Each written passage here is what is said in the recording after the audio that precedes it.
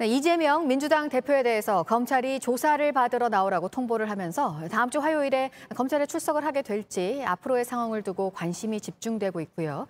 정기 국회 기간 치열하게 이어질 여야 간의 신경전은 이 문제로 더 수위가 높아질 것으로 보입니다. 정치권 소식도 취재기자 연결해서 알아보겠습니다. 이지혜 기자, 야당 대표 소환 소식에 대해서 윤석열 대통령이 오늘 언급한 게 있네요.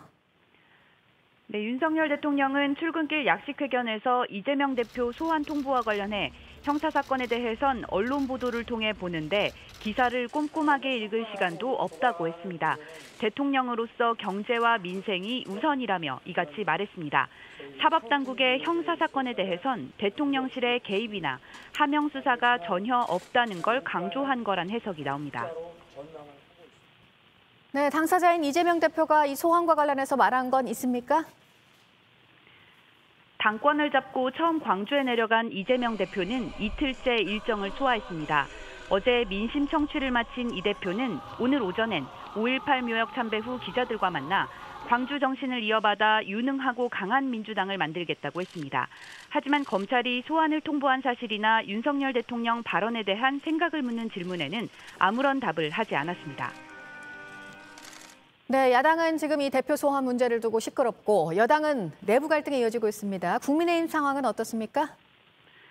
국민의힘은 오전 10시 반부터 새 비대위 구성을 위한 상임 전국위를 열고 법원에서 문제가 된 당헌을 놓고 심의하고 있습니다. 오는 5일 전국위에서 개정안을 의결하면 8일 새 비대위를 출범시킬 계획인데 이준석 전 대표 측이 전국위를 금지해달라는 가처분을 추가로 낸 상태입니다. 이 전 대표는 성접대와 사건 무마 의혹 등으로 경찰로부터 소환을 통보받았습니다.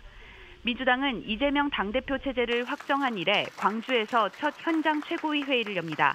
지명직 최고위원들을 호남 인사로 배치할 거란 예상이 나오는 가운데 핵심 지지 기반 다지기에 들어갈 걸로 보입니다. 다만 오늘 지명직은 발표되지 않고 정책위 부의장, 수석 부대변인 인선에 대한 발표가 있을 예정입니다. 지금까지 보도국에서 JTBC 이지혜입니다.